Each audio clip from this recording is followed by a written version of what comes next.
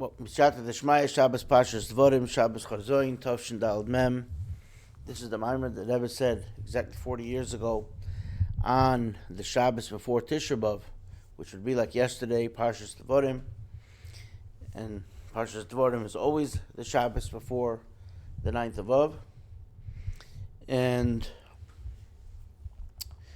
we'll do this, and it's interesting because this mimer also is a bit of a review of several of the mamorim and some of their main points, which of course everything in Torah is connected, and all the mamorim encourage us to do what we're supposed to do and how we're supposed to do it. But the Rebbe points out various aspects from where we can learn it and where we can garner some extra strength and enthusiasm, especially since we work by the cycle of the year, Olam Shona Nefesh, time, space, and humanity, which work in sync together, and therefore the different things throughout the year give us different strength, and we carry it from that particular time throughout the year. So, the Maimer begins with the final verse of the Haftorah, the special Haftorah called Chazon Yeshayahu, the vision of Isaiah. And the final verse is verse number 27. Tzion Bemishpat Teepudeh v'shaveha b'tzedakah. It's in chapter 1 of Isaiah, of course. Tzion, Zion, will be redeemed with judgment, with the law. V'shaveha, and its captives and or returnees with charity and righteousness. And we'll talk more about that, of course, throughout. This verse is at the end, and that's the signature, so to speak, of the Haftorah. It's how it is sealed. The Haftorah of Parshas Chazon.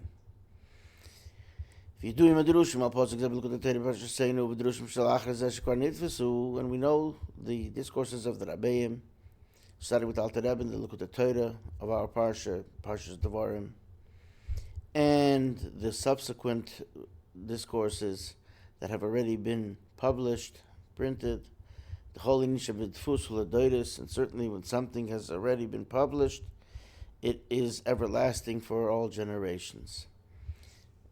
This verse is a part of the Torah. Torah is called Torah because it has in it the word Hira, or instruction, lesson. So our Torah is our instruction on how to live life. And the Torah is forever, it's eternal. And therefore an instruction that's forever and an eternal instruction. Take out the yellow highlight markers. We have it right here, right at the outset, that this is an eternal lesson in our service, in the service of mankind, for all, in all places, for all time. This verse. Move on. From this we understand that in everything that we do to serve God, we have these two general aspects which are discussed in this verse. Aleph Tzion Bemishpat Teepudeh. The first thing is that Zion is redeemed with the law. Beis v'shaveh b'tzedakah, and its returnees and captives with charity. And we'll discuss each one of those aspects. Now the Rebbe starts out with wait, but we read this once a year at this particular time, when it's the time to focus on increase in charity and Torah study, due to the fact that we're focusing and hyper-focusing on the rebuilding of the temple. But besides that, we have to carry this through the rest of the year. So, even though we read this on this Shabbos Chazon, which is from this we would understand that this is pertinent particularly and specifically to Shabbos Chazoin, but nevertheless, it really carries through for all the days of the year, not just on Shabbos Chazoin. Like everything that's dependent that we do at a certain particular time. Even though we do it at a particular time,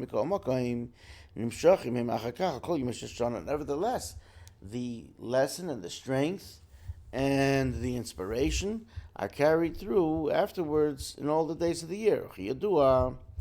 And as is well known, and this is something that the Rebbe expounded upon several times, the example for this would be the mitzvah of mentioning the exodus of Egypt, the exodus from Egypt. The primary time that we remember the exodus and we recall it is in the 15th of Nisan on Passover, on Pesach. That's the actual day of the exodus, the day that we left. But from this day, we also mention the exodus every single day, a few times a day. And we, of course, say that in the third paragraph of the Shema, etc. And regarding this verse,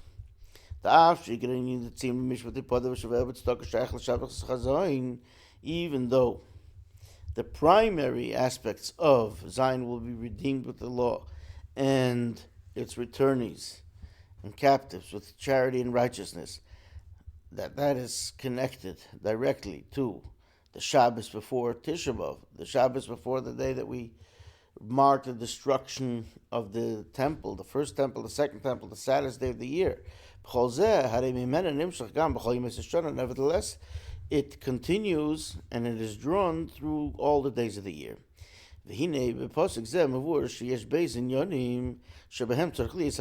Now let's analyze the verse. In this verse, it's explained that there are two things that have to have redemption. Aleph, Tzion, number one, Zion, and we'll talk about that in a moment. Beis v'shoveha, the second one is its captives and returnees. Now, how are they redeemed? They're not each redeemed by the same thing. The redemption of Zion is through the law, judgment, justice. And the redemption of the aspect of the returnees or the captives, that's through charity, righteousness. What is the lesson of this in our day-to-day life in serving our Master, our Creator, each and every member of mankind? Our primary purpose that we were created for was to serve our Creator. We also have to understand that Rebbe will ask here that everything in the Torah teaches us something, including the order in which it is presented. So, as we know, that an order in Torah is also Torah. It's important. So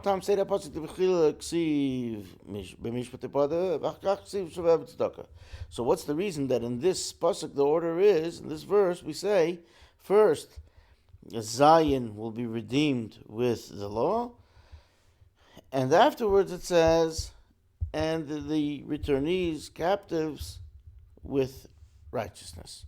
And here's the explanation, as we have learned from the discourses of the Rabbi.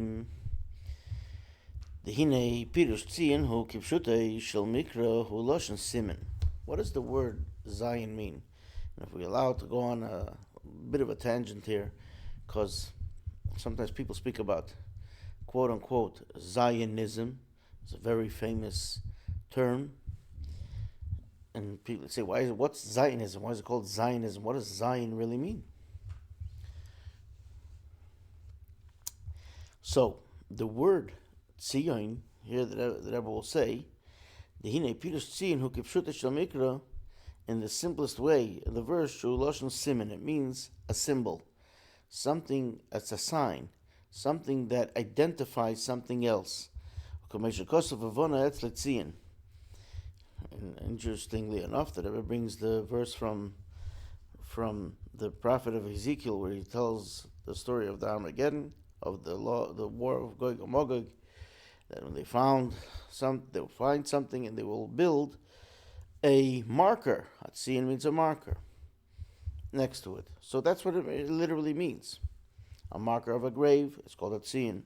You want to say in Hebrew that you want to point something out, yesh letzayin. I want to point it out, same term.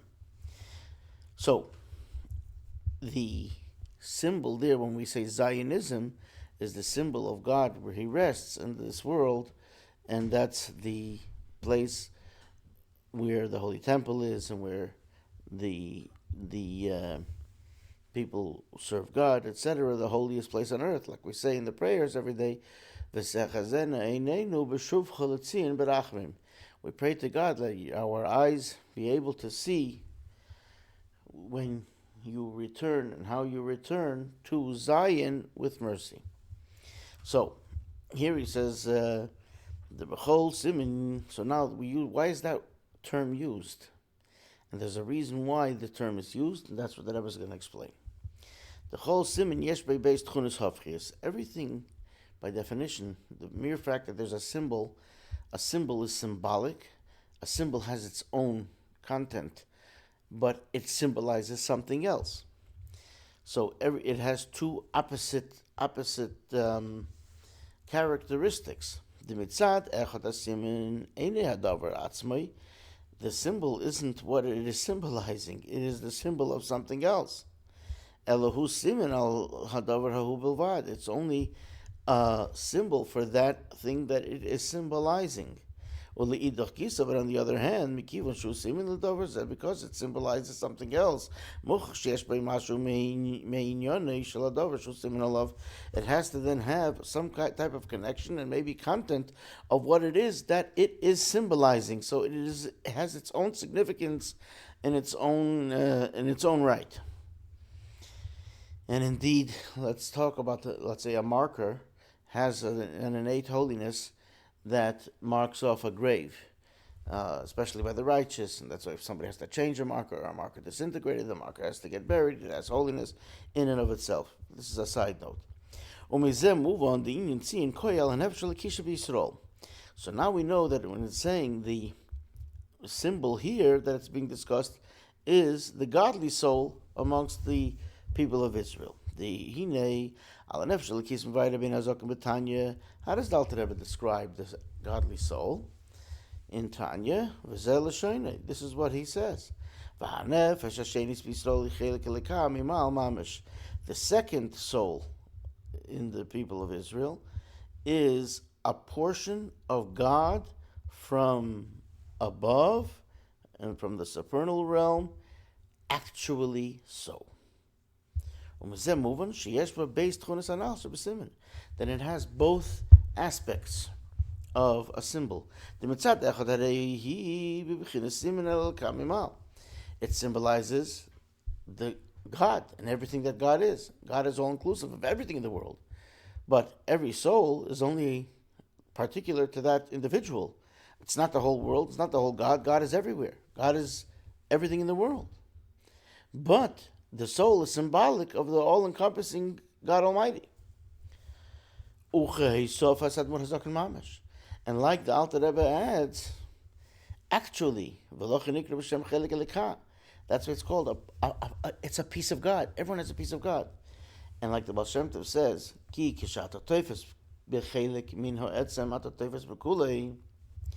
when you're talking about something that is made of an essence of something which is essential, so there's no such thing as just having a part. If you're able to just tap into some of it, you have all of it.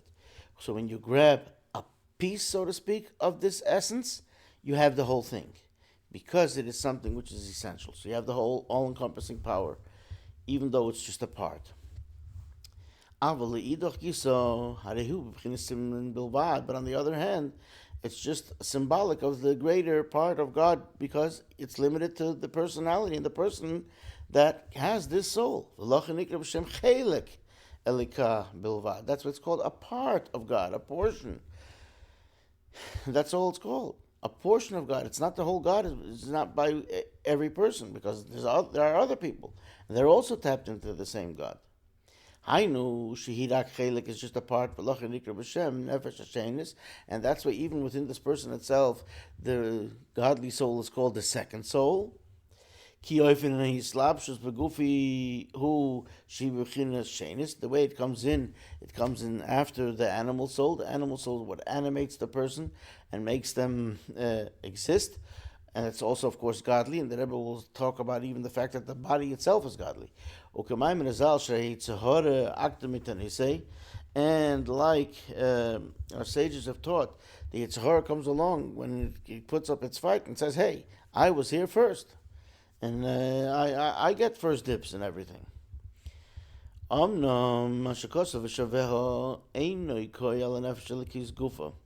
it says those that are returning, or the captive, like the Rebbe will explain, is not just going on the actual soul. The Hine v'shaveha, yes, but Beis Pirushim. Here the Rebbe gets into it.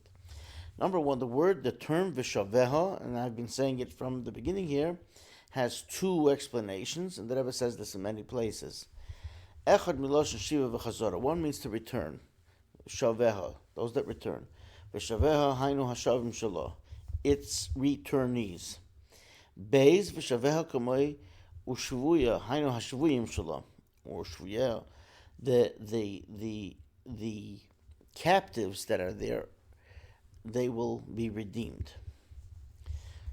So the lapida sha'alaf hinim izagufa shem sirichim loshuv muvun she'ato einam imkoimam. Now, according to the first explanation, that means that they return. That means they're out of place, and they're not in their regular place, and therefore they have to return. They're not in their proper place. And the second explanation,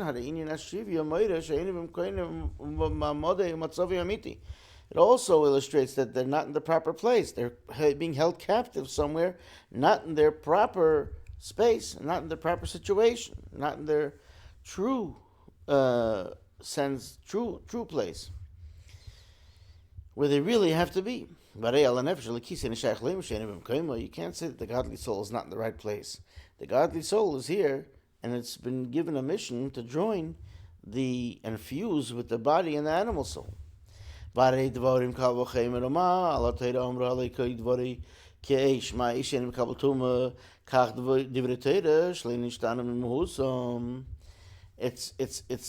could learn this from the Torah. The Torah, which is the pinnacle of God's wisdom and will and wisdom, and the verse describing the Torah, the verse in Jeremiah says, "My words are like fire." Just like fire, the sages expound on this. Just like fire cannot become impure, cannot get any impurity, so also the words of Torah can never be impure.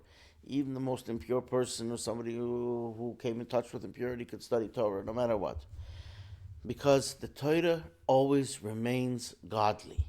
Doesn't change at all. And certainly the peace of the soul, which is now the part of God that is going to study the Torah, and that is the Torah refers to.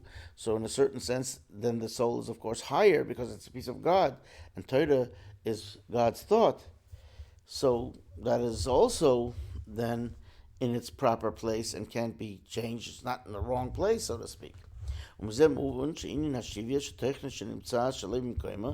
idea of captivity, that it means it's not in its proper place. You can't say that this is referring specifically to the soul itself. It's talking about the garments of the soul, the expressions of the soul. That's the thought, speech, and deed.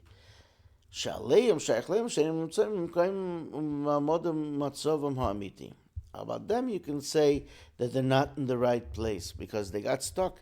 They really want to only do holy things, And here they got stuck in a physical body, and the physical body is involved with all kinds of things that are not innately holy. It takes much work to focus on making it holy. But otherwise, it's not automatic. And the soul, the way it would want to be, its thought, speech, and deed should only be godly and only holy. So they're enclosed in an animal soul and a body, in their environment in the world, etc. And here the Rebbe says that could also refer to the body itself, because the body is also created by God, in the image of God. To talk about it some more.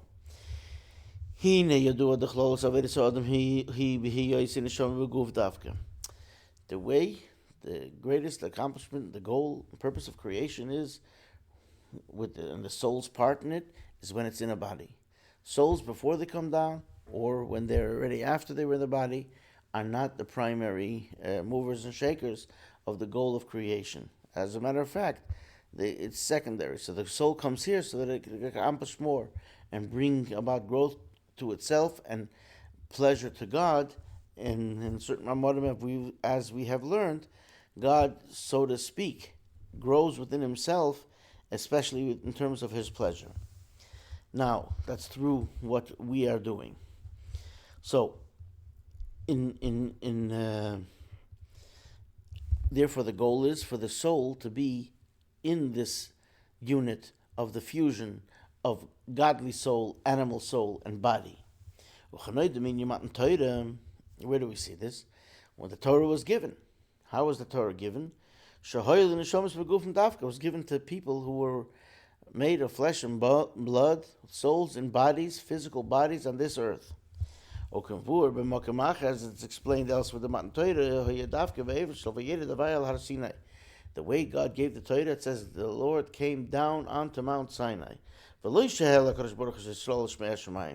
not that the Holy One, blessed be He, picked up and uplifted Israel to the heavens and to the supernal realms. He lowered the throne of glory, and the heavenly supernal realms were all lowered al hahor hagashmi onto the physical mountain on Mount Sinai.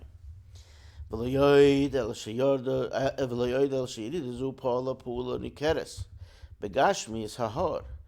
And not only that, this descension of the godly realms, which descended upon Mount Sinai, affected the mountain so that it was recognizable physically on the mountain itself. The mountain went up in smoke, started smoking. It was physically affecting the presence of this godly realm on that mountain, made it smoke. And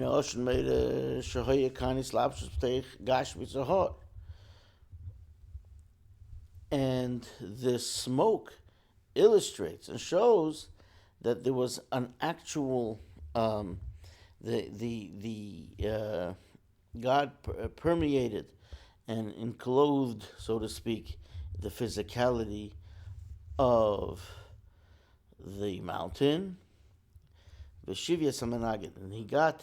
he captured, so to speak, all those that oppose, so to speak, holiness, all the realms of unholiness. And therefore, everything was holy, right there.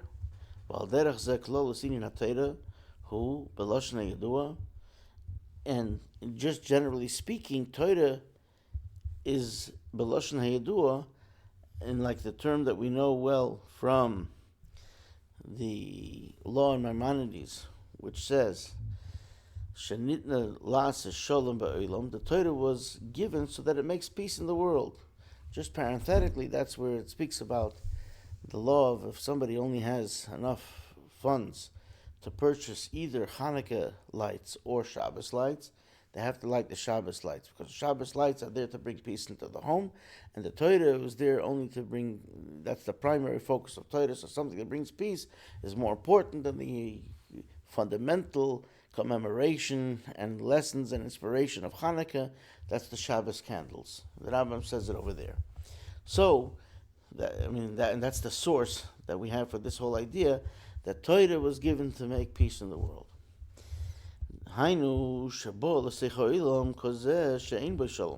So the Torah came to make peace in the world. That means it came to a world that doesn't necessarily innately have peace. And its accomplishment and effect on the world is to make peace. From this we understand that that's how does it make peace with physical people who are walking around with a soul and a body, specifically. So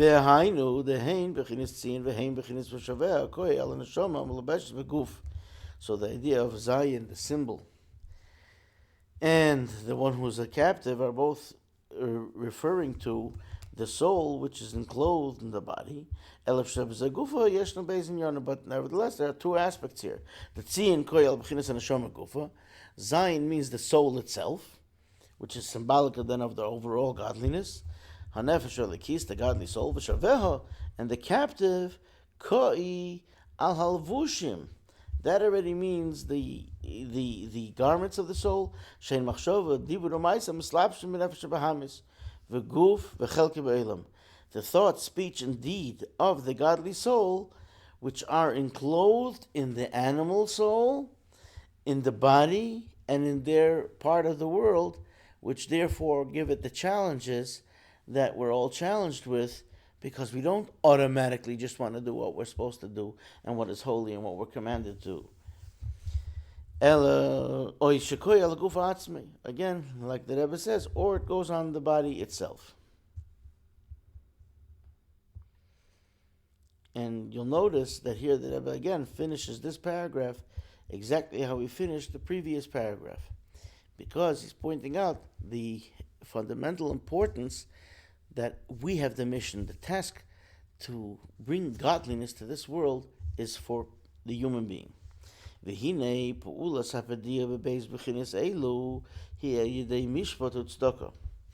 So how do we bring about this redemption? That's through the law, through Torah, and charity. Shehem Torah Tzedakah, that's a reference to the law, meaning Torah, and charity, righteousness, and like the Alter Rebbe explains in Likutei Torah, the Bemishpat in Yonei Hilchas HaTorah Kamoi, that when it says Mishpat, the laws of Torah, it's the actual day-to-day laws of Halacha. Kamoi Shetirgum Onkelos, and like Onkelos, who the Gemara speaks about. Onkelos was a relative of the Roman emperor. He converted, and he was a great scholar, and he actually translated the Torah into Aramaic, and he also not only translated it, but he explained it in his translation. So Onkelos explains when it says in the story of the butler, when he had his dream, which was interpreted by Joseph, Joseph says that you're going to be returned back to your original position. How does it say your original position? So al posuk hamishpat hadishin, he says like you were in the first place, like the first judgment. First judgment was the way you started. Why does it say like your first judgment after he was judged that he did something wrong, that a fly flew into the wine? So Onkelos translates it like the original halacha, like it was beforehand. The Ashleimar, and here the Rebbe adds something in the square brackets. The Masha Moker in Zeh, who betargum Onkelos. Why do the whole way we learn that Mishpat, which means the law, but it's actually a reference to halacha of how we should live our day-to-day life, and the root, the source that teaches us that this is what this means, is something, a piece in the Targum, in the Onkelos, in Onkelos' translation and explanation of the Torah. It's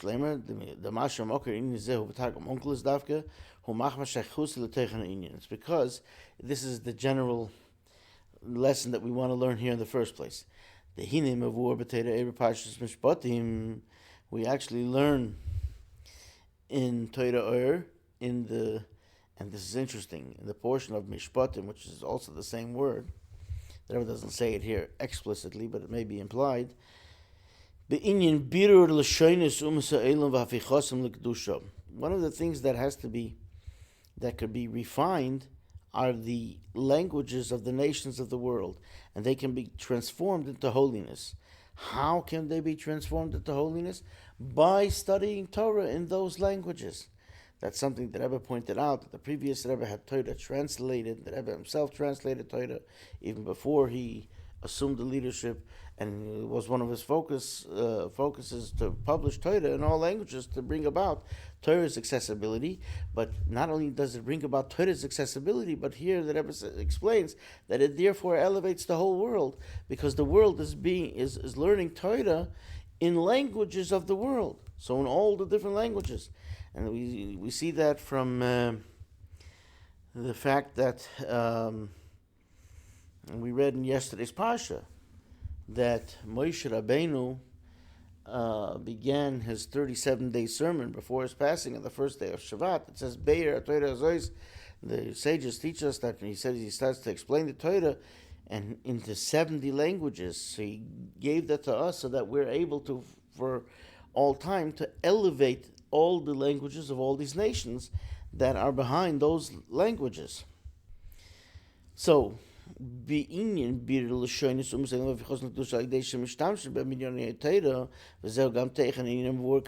what we're talking about here.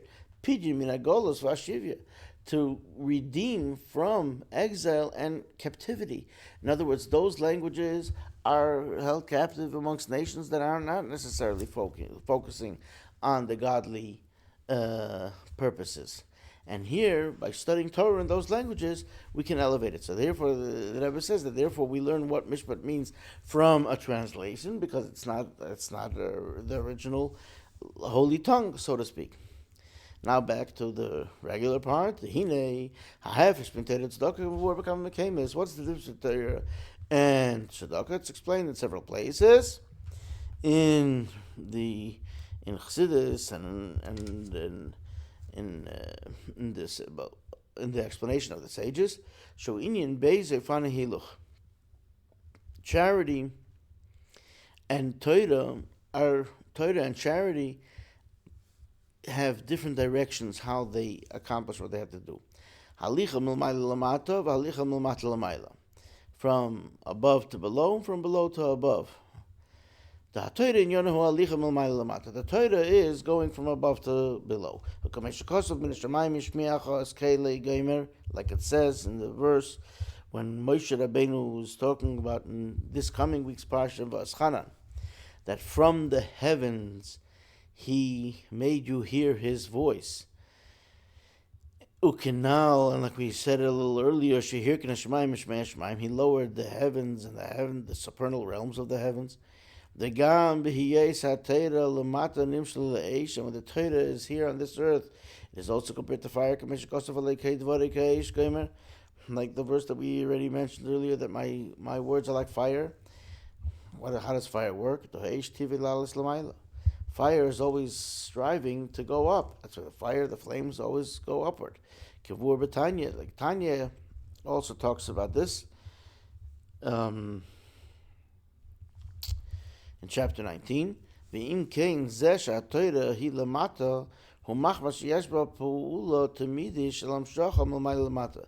the mere fact that the Torah is here in the lower realms is because it has a continuous effect drawing from the supernal realms to this world. And we can say, and like Menachem says, you can take it to the bank. That's what the Torah is referred to here with the term Mishpat. Mishpat also means a judgment, a decision. A judicial decision is something which is drawn from above to below. Like the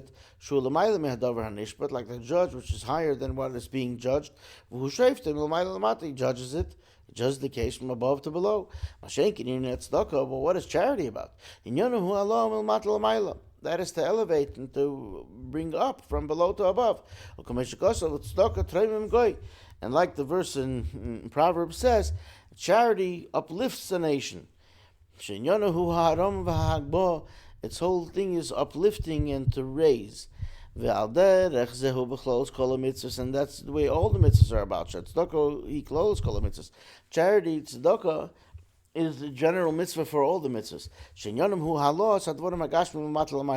Every mitzvah is to raise the physical of the world from the lower to the higher, from below to above. Now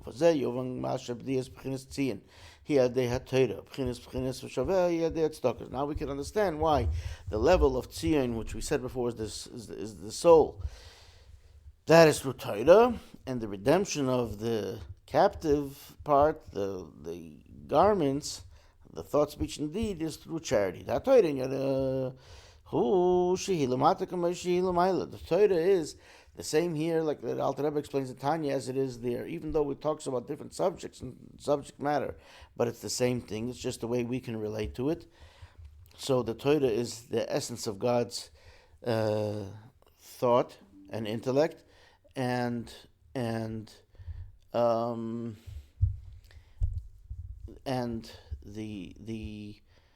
Torah is also, we talk about the cow and the donkey, and esoterically it may mean something else. So again, the Torah who shehi lamata k'mish l'mayla dvari k'eish, and the same words, the same fire. V'shaychus l'bchinas hanefesh l'kis shehi chelik l'kam yimal mamish. V'shaychus l'bchinas hanefesh l'kis, and therefore it's connected to the godly soul, which is also a part of God, an actual part of God.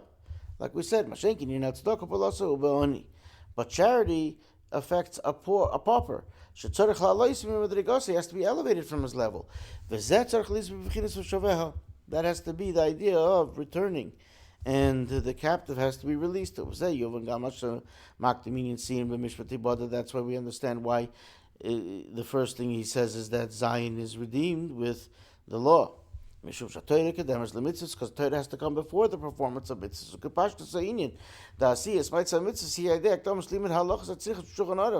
Very simply, in order to know how to do the mitzvahs and how they are performed, that's through first studying the laws that are necessary in the code of Jewish law, so you know how to perform the mitzvah. And even in a deeper sense, the power that we get in order to fulfill the mitzvahs comes from the Torah. The Torah and the mitzvahs are directly connected, but it's the Torah that teaches us and guides us about the mitzvahs. Nevertheless,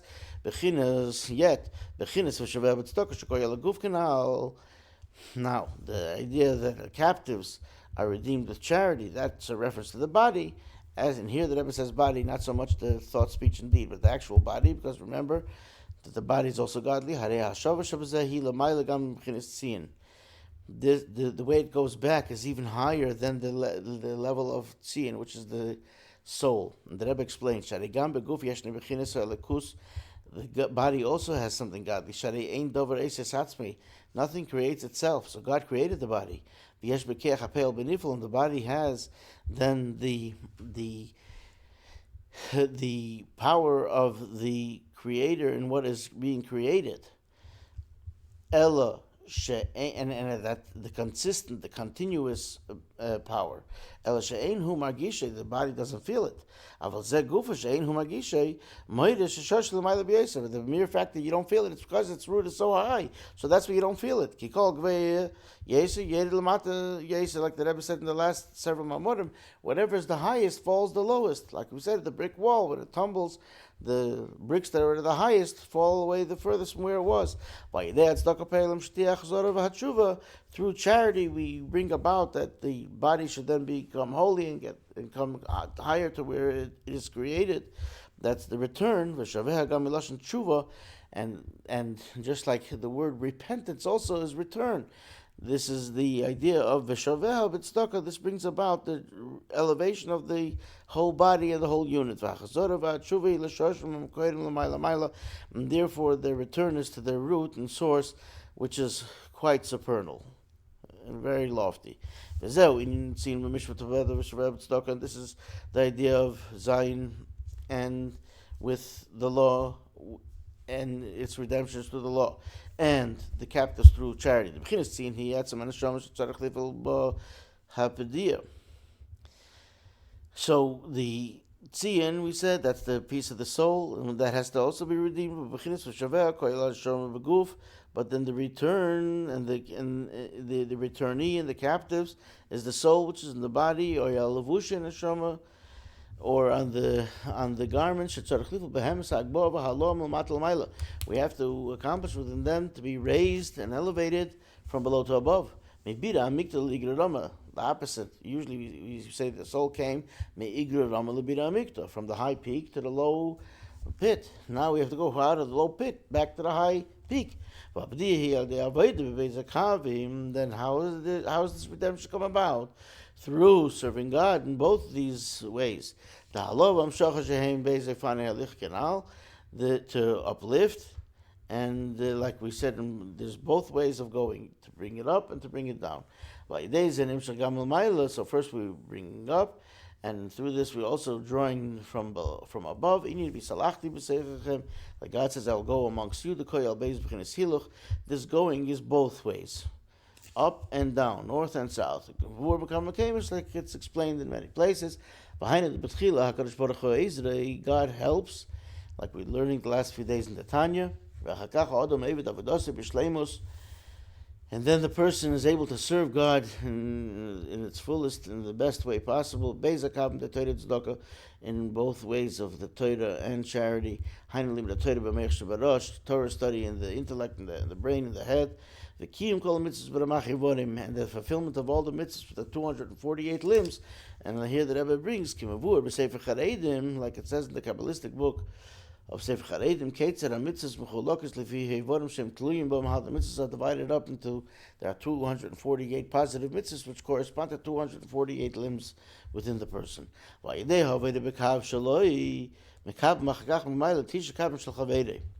says that a person really wants better one's own, what you work on, even if it's one, than getting for free, 9 from somebody else. You want, because you have pride in your work, you have pride in your own accomplishment. You brought this about. So that's a Talmudic saying. So when a person does his part, then you get the 9 parts of your friend too. What is that? Shehu HaKadosh Baruch Hu. God is your friend. God is our friend. How do we see this? It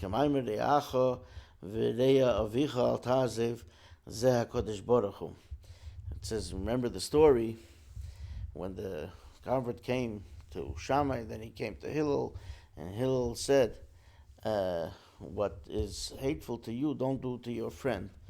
And Rashi there says in the Gemara in Shabbos that it says in the verse it says that don't negate your friend and your father's friend. And that's a reference to God. In other words, don't betray God. And there it says also, don't betray, don't do something bad, like all the things like stealing from your friend, etc., etc. But God is your friend. By the way, that's also where it says, to love your friend like yourself. This is also the piece of God here. Anyway, so God then gives you back in kind when you do your part. God gives you much more. That's where we say this verse specifically in the Haftarah, not in the Torah reading. Because where does the Haftarah come from? The whole reason why we read the Haftarah is because there was a decree several thousand years back, more than a couple thousand years ago, where they outlawed Torah reading, so they read instead from the prophets, and whatever they read from the prophets was something similar to what would have been read in the Torah, and we kept the custom. So, if that's where the Haftarah came in, that is illustrative of the exile and the tough stuff that we have to overcome. Inyan Agolos, the exile. Mishpat Teepudeh, and the end of the Haftarah is that Zion will be redeemed with the law. The Hakol, everything goes by the last piece. Through these two things that we spoke about till here, that we spoke about in this mimer, elevating and bringing down, charity and Torah. But tzedakah will actually have the fulfillment of the actual. The Zion is redeemed with the law, and its returnees and captives with charity. Kipshute, actually so, B'bias Mashiach Tzidkenu, with the coming of our righteous Mashiach, B'mheira v'meinu mamish, speedily in our days, actually.